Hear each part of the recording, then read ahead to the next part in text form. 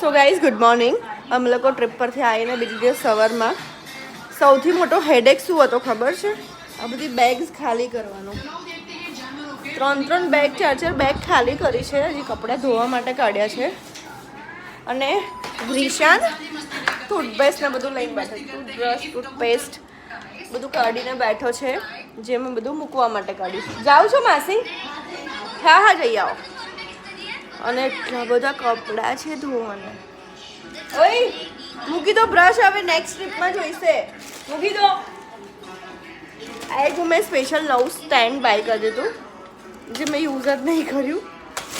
આ બેમાં સાચેમાં અમુક અમારા શોર્ટ્સ નથી લેવાયા, વિડીયોઝ, બટ જે લેવાયા છે સારા લેવાયા છે. અને મારી હાલત તો જો, હું આખી કાળી કાળી થઈ ગઈ છું. રિશા નો, રેવા દે.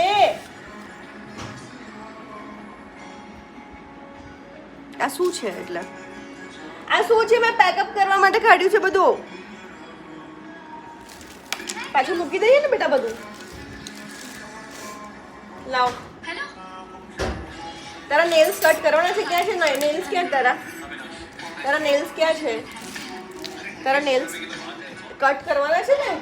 6 ડેઝથી કર્યા નથી. સાંભળે છે? એ તો આજની મોર્નિંગ હું ક્યારની કામે લાગી છું. 9 વાગ્યાને ઉઠીને કામ જ કરું છું. અને એટલું કામ કરું છું, બસ કામ. એમાં ખાલી કપડાં ને બધું જ ગોઠવી રહી છું. એમ ટ્રીપ પર જવું ઇઝી છે, પેકિંગ કરવું ઇઝી છે, શોપિંગ ઇઝી છે, પણ ઘરે આવીને આ કામ કરવું બહુ અઘરું છે. અને હું આજે સવારથી એકલી જ છું.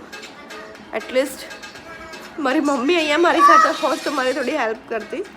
મમ્મીની યાદ આવે છે કે મમ્મી બધું જોઈ લેતી નાનું મોટું. આ બંને જણ ક્યારના ટીવી માટે મારામારી કરે છે. બંને જણ ઘરે છે. શું નો